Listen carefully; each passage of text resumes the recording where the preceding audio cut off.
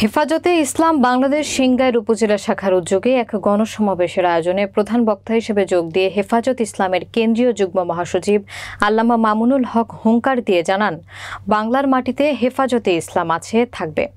বিস্তারিত থাকছে নিজস্ব প্রতিনিধি আবুল কালাম আজাদের প্রতিবেদনে। রবিবার দুপুরে সিংগাইর উচ্চ বিদ্যালয় মাঠ প্রাঙ্গণে এই গণসমাবেশ মাওলানা খালিদ সাইফুল্লাহ আইয়ুবীর সভাপতিত্বে প্রধান অতিথি হিসেবে উপস্থিত ছিলেন হেফাজত ইসলাম মহাসচিব আল্লামা সাজিদুল।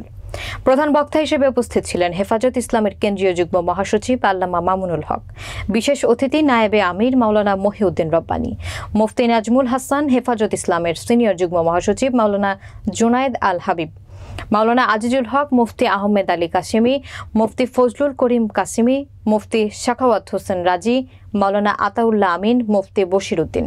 হেফাজতে ইসলামিক গণসমাবেশে বক্তারা 2013 সালে সিংগাইর উপজেলার অন্তর্গত গোবিন্দল নতুন বাজার স্পটে 4 জন শহীদ ও শাপলা চত্বরের গণহত্যা এবং 2021 সালে হেফাজতের নেতাকর্মীদের নির্বিচারে হত্যা, নির্যাতন ও গণগ্রেপ্তার, 2024-এ বৈষম্য বিরোধী ছাত্র জনতার উপর নির্বিচারে গুলিবর্ষণ ও বর্বরচিত হত্যাকাণ্ডের বিচার এবং সকল মিথ্যা মামলা প্রত্যাহারের দাবি জানান।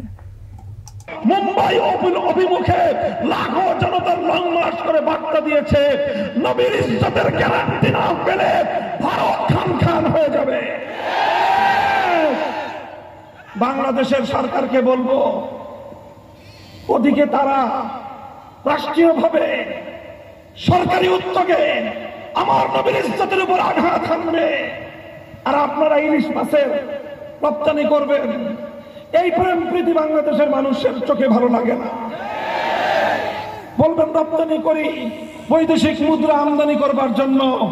আমরা বলি আমার নবীর ইজ্জতের উপর আঘাতকারীদের সঙ্গে ব্যবসা করে বৈদেশিক মুদ্রা আমদানি করবার প্রয়োজন নয়।